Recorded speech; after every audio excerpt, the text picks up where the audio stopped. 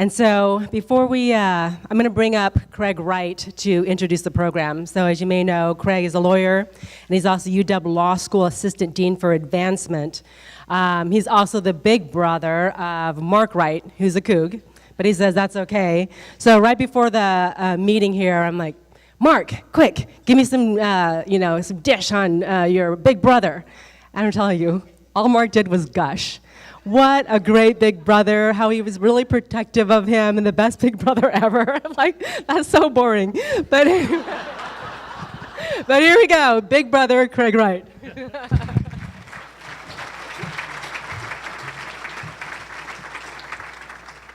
Well, thanks very much, Cindy. I don't know what to say about that, Mark. What a privilege it is for me to introduce today's program. It's going to be a fabulous conversation.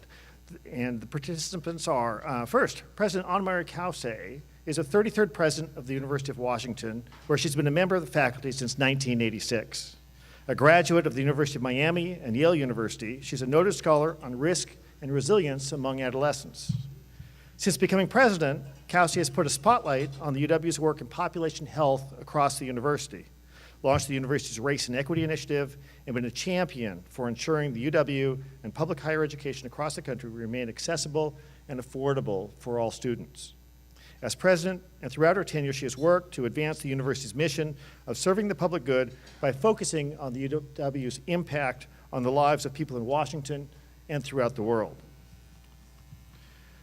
President Kirk Schulz became the 11th president of Washington State University and a tenured professor of the Jean and Linda Voiland School of Chemical Engineering and Bioengineering in 2016.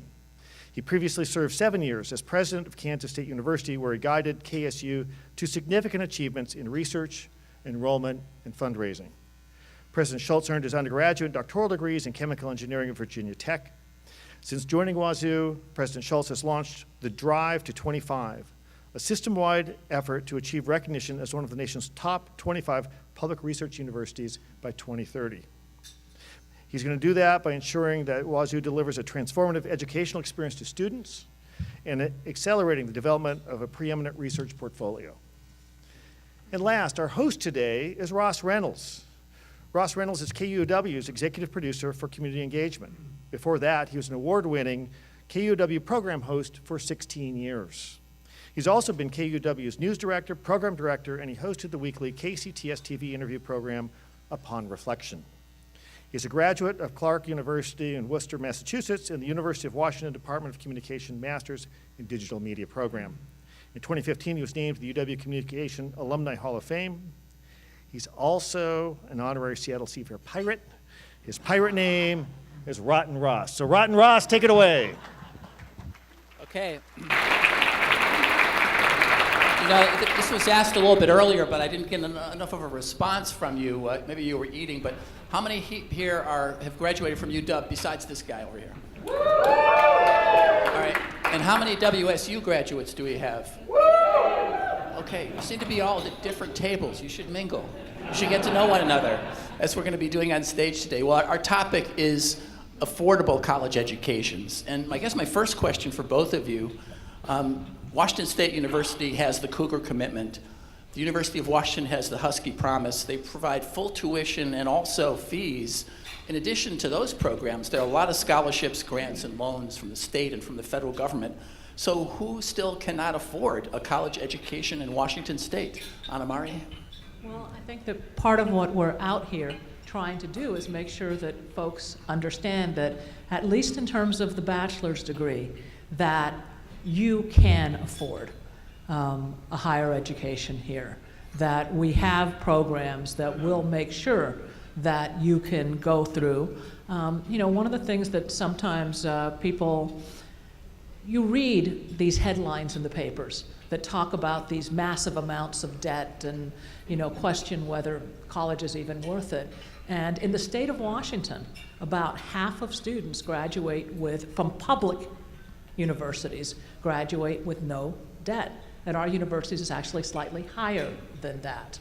And we want to make sure to get that message across that we have financial aid programs, our state has financial aid programs, and we are committed to making it clear that if you are ready, if you have the talent, if you have the motivation, and you have the drive, our universities are here to serve you.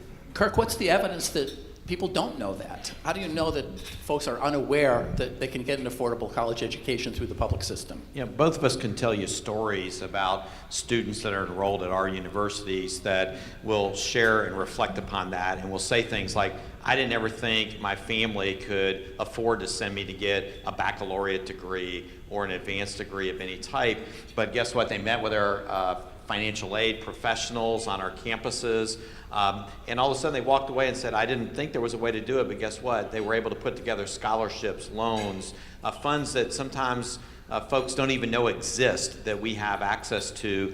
And our job is to make sure that we can come up with a financially viable way for Washington families to send their sons and daughters to our two universities. I guess what makes you think that there are students out there who could be going to your schools who don't know about these options? Those are students who do know.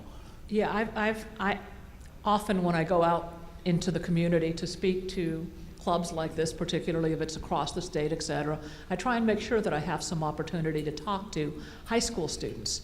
And the number that are just, that end up jumping for joy when I tell them about these programs.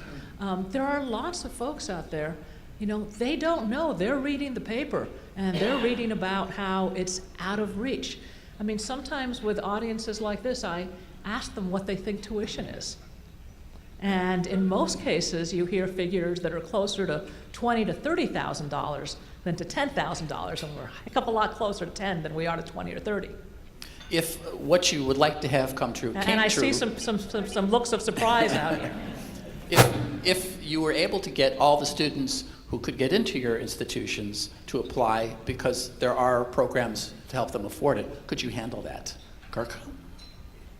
I think, WSU is also spread across multiple campuses in different communities across the state. So could we take every single additional student that wanted that experience on one of our campuses? Probably not, but we can work with communities, work with elected officials, build out the infrastructure that we need. But I want to go back to Anna Mari's point. Every time the New York Times runs an editorial that sort of says there's this student that went to an elite private school, accumulated $200,000 of debt, is living at home in their parents' basement, and there's a crisis in higher education because we've priced ourselves out of the market, I know I'm going to get calls. We'll see elected officials go, see, I know this is the case. So when you ask a little bit about why are we up here wanting to talk about this, why is the Yes It's Possible marketing initiative moving forward, it's because all it takes is one of those editorials and everybody goes, see, I know.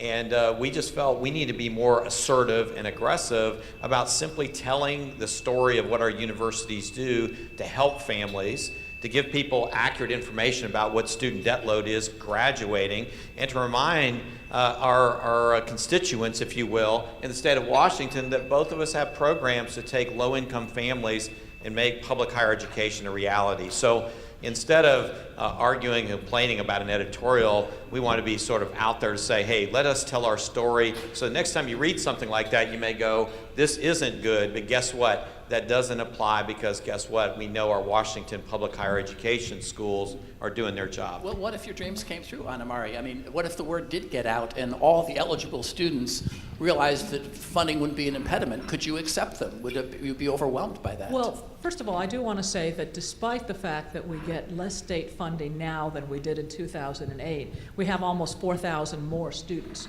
most of those in-state students. So we have stretched, and we will continue to stretch to the degree that's possible. We have, with enough funding, we could particularly grow in our Bothell and Tacoma campuses, which are doing very, very well. But I don't think we want a state where all the students go either to UW or to UW and WSU. I mean, this is a partnership between us. I mean, this was launched at the Apple Cup because it got people's attention. And by the way, for those of you who are talking about Bow Down to Washington, probably one of the most heartfelt, beautiful renditions of it was made by the Cougar Band. the Apple Cup. And, we can do the woofing and meows. I have dogs and cats. But the truth is, I hope that we always welcome WSU the way that UW was welcomed on the East Side when we were in our time of need. So I want to say thank you very much for that. And it made sense for us to launch the partnership. All eyes were on us. We are the two research universities for the states, but we have wonderful partners in Eastern Washington and Central Washington, at Western Washington. Our community and technical colleges are offering more four-year degrees instead of AAs. This is really about capacity in the state of Washington, not just at our universities. But yes, could we handle some more with the right funding? We could certainly handle some more. Well, what do you know about the young people who are not applying to your schools because they think it's unaffordable? I would say, going back to one of the questions where you say, how do you know about this? We have success stories at both our institutions where people would say that we have, like University of Washington, lots of relationships with community colleges and other partners in the state. And sometimes we hear from some of those students who are transferring in, and we say, why did you choose to go this particular route to attain a four-year degree? I hear an awful lot of times, well, I never thought we could afford to come to one of your campuses or things like that. So that's where we sort of hear those types of stories. And I always ask, tell me, how did you get the information that you got? And unfortunately, we tend to think today with the web, everybody's got all this wonderful information. Both of us have great web pages with lots of data and information on it. It'll be, I talked to a high school counselor. I talked to somebody that was a friend. My buddy in my class. His brother applied and they didn't have the money, so I didn't bother. We hear all these kind of stories that sometimes are discouraging because people aren't always going to the most knowledgeable folks for information. Wait a minute, you're saying that high school counselors are giving out wrong information to kids that gives them the idea they can't afford to go to WSU? Well, perhaps not the most informed. And it's our job to make sure that they are more informed. I think the data speaks for itself in terms of, students in the lower quartile in terms of income are much less likely to go and get a bachelor's degree. We are, everyone here, we can all agree we have messy, big, complicated problems that need to be solved, and we're leaving too much talent on the sidelines.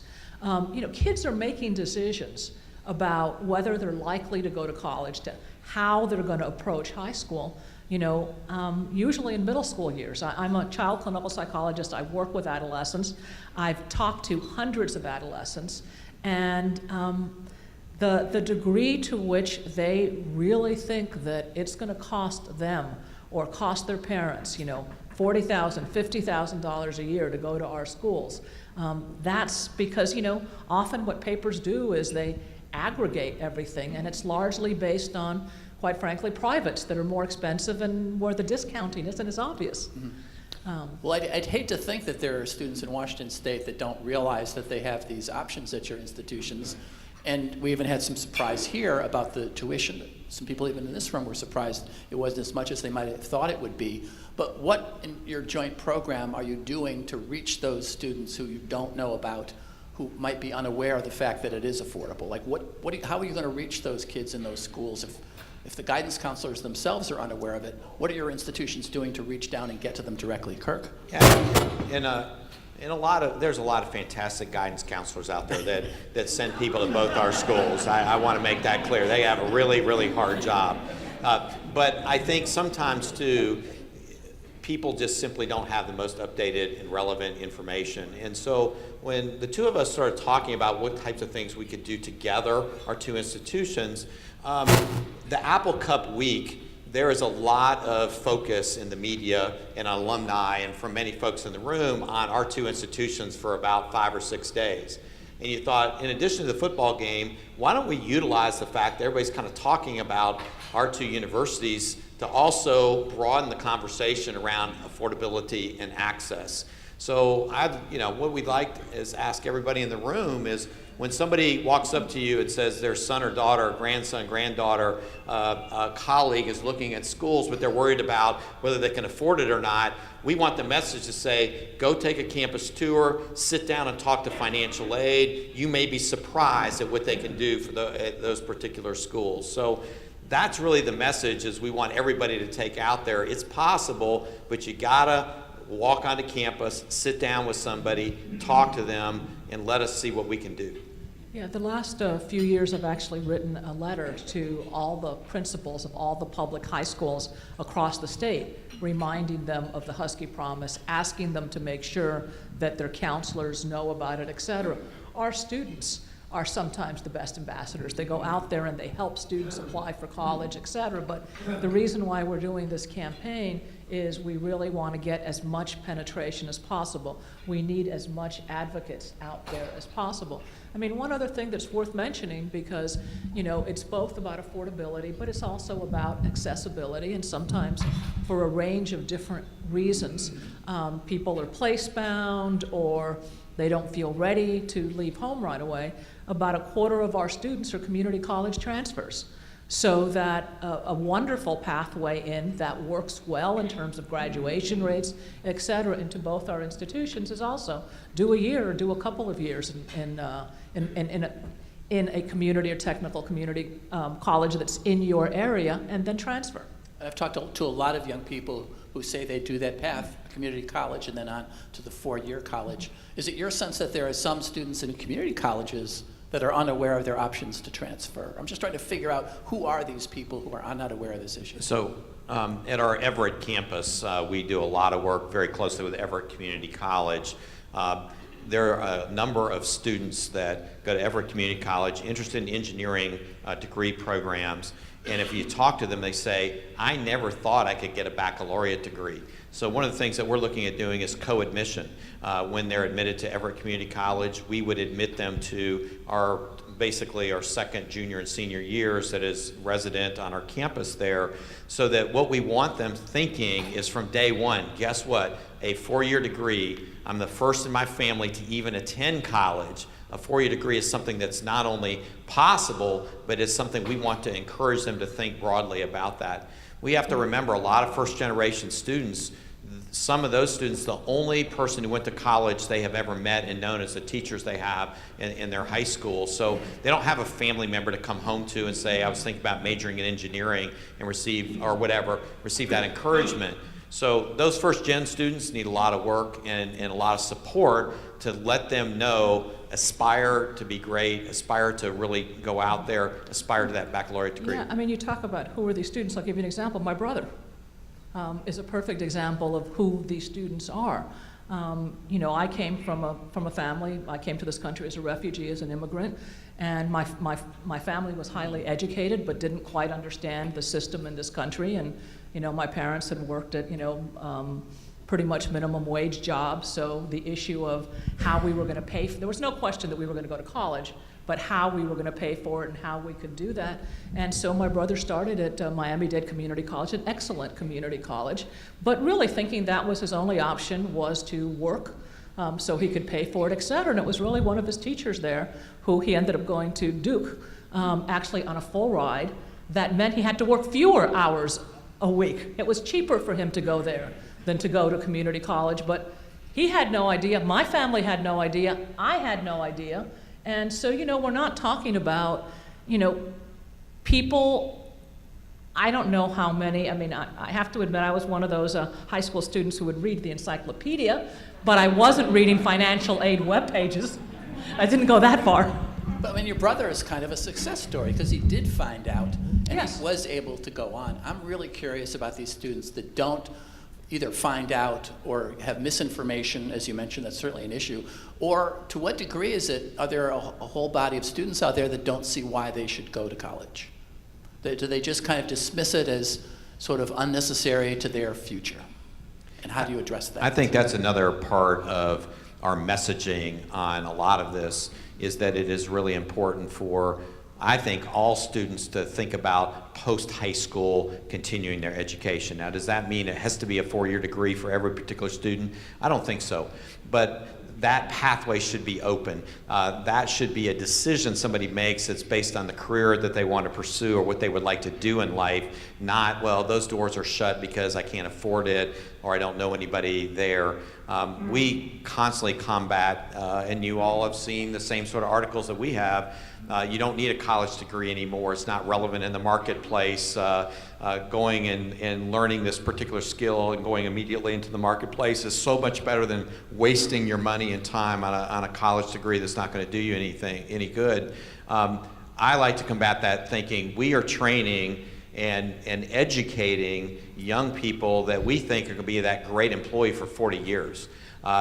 Is the skill set that they get in college today going to be outdated? Absolutely. But what we hope is that people bring critical thinking skills, critical communication skills, and a desire for lifelong learning into the workplace. And they're that flexible employee, they're that flexible person, leader, that's going to help businesses grow into the future. And that, I think, is a really key part of higher education that's not always addressed. Yeah, I mean, I think we're calling it Yes, It's Possible, because that's what we want people to know. If you have the aspiration, if you have the desire, we don't want you taking a buy because you think you can't afford it or you think that there's not a place for you. Now, let's step back and let's look at our Washington State ecosystem.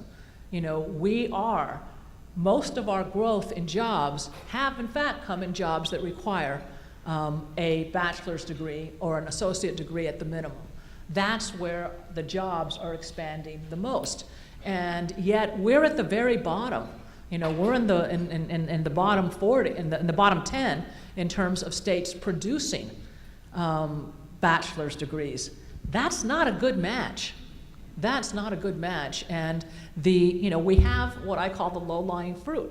We have students that are talented enough, that have the desire, and we want to make sure that they know that they have a place to go. What about the students? I mean, people are being fed to your institutions by high schools, by K through 12 education. There's a huge dropout rate. There's a large number of students who never make it to the end of school. They appear to have given up on school altogether. I mean, to what degree are you working against the fact that there are many young people in this country who just have turned away from education, period?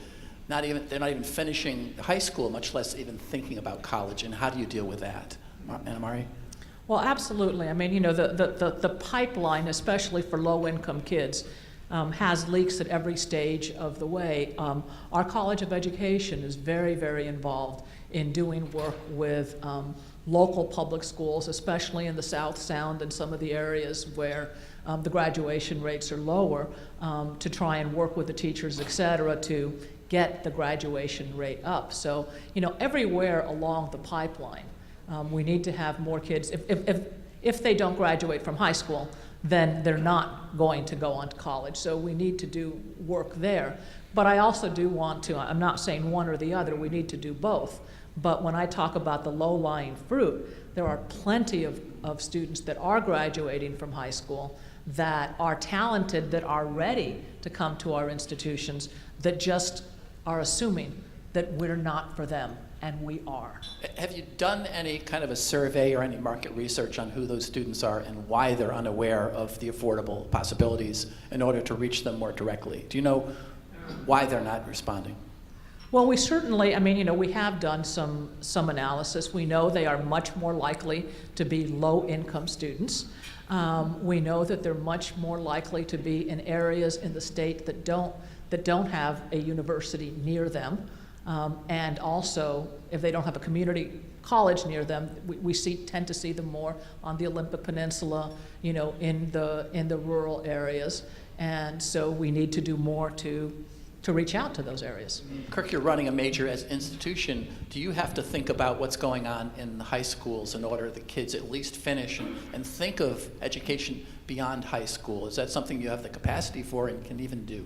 Yeah, I believe our future economy in the state of Washington is highly dependent on just educated population. I think whether that's K through 12, high school graduation, college, community college, technical college, and so forth. Sometimes people like to paint this adversarial relationship between K through 12 and higher ed and community colleges. And do we have disagreements? Absolutely. But at the bottom line is we need every student to complete what they set out to do. I think generally I'm going to defer to my high school kind of colleagues on what needs to happen to help those students graduate and to make sure that they know that their future economic viability themselves is highly dependent on the educational attainment that they have. Yeah, if I might just add, because it's something that very much is there in what Kirk was saying, and I just kind of want to make it very clear, is that we're not just talking about, when we're talking about graduates, particularly from our universities that are research universities, we're not just talking about workers to fill jobs. We're talking about job creators. We're talking about the folks that are going to be building the industries of the next generation, which will look different than the ones that do now. So, it's not, yes, it's important. I can see many of you out there are looking for talent that you need to hire. And so it's important for us to produce that, but we're also producing, again, the folks who are going to be involved in job creation and making this economy strong. We're going to go to your questions in just a moment, but I have one final question for each of you. You're launching this program now. A year from now, how are you going to know it's succeeded? What are your metrics for deciding whether this is successful or not? What are you trying to achieve in concrete terms that are measurable that you can come back here next year and say, we did it, or we didn't do it, we have to do more? A couple things. I want to emphasize that this is an initiation, and we've just been at this a few weeks. When I was first named president, Anna Mari had just been named president of the University of Washington. We got together early to talk about ways our two institutions could work together, the sort of death match over the medical school in the state, and maybe not created the best working relationship between the two universities. And we said, hey, we need to step back, start at zero, look for things to do together. And I think this has evolved in conversations between both of us and our leadership teams as this possible.org, and everybody's got a little something at their seats they can take home with them that's got some key message points. But I think this was the culmination of us talking about, okay, let's take that first step about, this is something both institutions is really critical to. So how are we going to measure success? I think our other institutions, the editorials, the impacts, the number of people that have heard the message will be one of the first things. And as we elect to expand it, put more money behind it, and have some clear things that we want to measure for that, I think in 2 or 3 years, it's going to take a while. I think we're going to start seeing some longer term impacts on people saying, hey, because of this program, I applied, or I encouraged a neighbor to apply, or gee, I learned what the tuition was at the universities. I didn't know that before. Those are things that we think will come out of this. Okay, it's measurable, how many editorials you did, how many appearances you made, but what about the results you're seeking to achieve? How are you going to measure that, and what's success for you? Yeah, well, one thing I want to make clear is that the metrics that we want to look at are higher education wide. It's not just at WSU or UW. Right now, there actually is capacity. There may not be capacity at the UW Seattle campus, but there is capacity. There are slots that are open for students to apply to, and what we'd like to see is the capacity being used. We want to see more students in both the community and technical colleges and in terms of our 4 years. And I think we also we'll be looking at what's the mix. We'd like the socioeconomic mix to look more like that of the state. The bottom line is we've got to get the percentage attainment of Washington students up. And it's frankly got almost nowhere to go but up. Okay. But as we see that increase over the next 5 to 7 years, can we look and say, let's just do this campaign? I don't think so. But we've got to have sort of all hands on deck if we're going to get that better. And to me, this is a starting place.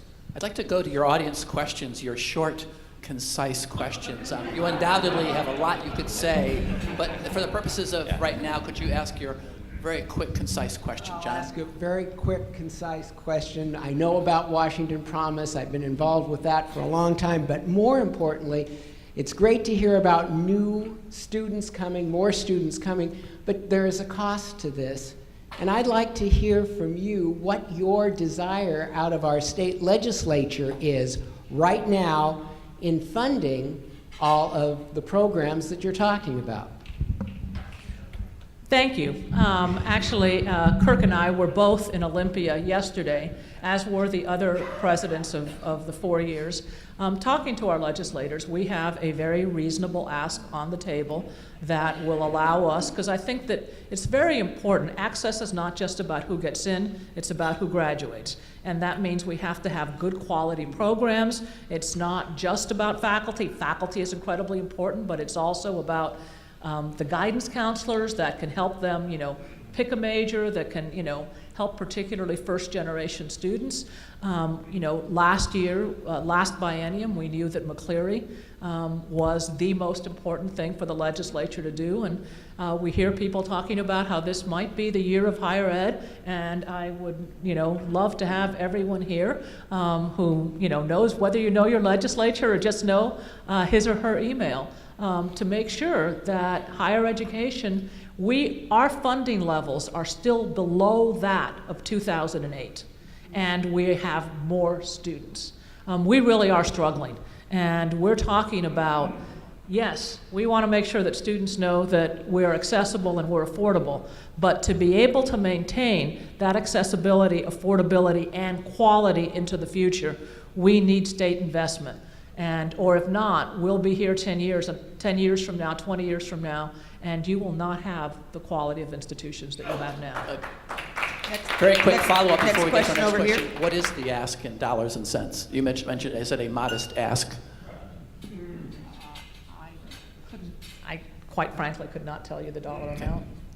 Over here. If I heard correctly, I believe I heard that the state of Washington was in the bottom 10 of the 51 states in terms of college graduates. That seems incredibly surprising to me if that's true. And why would that be, do you think? Is it true, and why, if it is? It actually is true. I think that we're more like 44 out of 50. I mean, we're not, it's not just 40, we're down. And, I think it does have to do with a range of issues. We've just got to change it. I mean, to some degree, why matters less than we absolutely have to change that. I mean, if you look at us historically, we have historically had more jobs that don't require a college degree. That has changed. The nature of our economy has really changed. I think it's important that we do try and understand exactly why that is not there. Otherwise, we wind up throwing money at something, hoping that we fix it. And I think we've got to understand why, develop some great policy positions around it.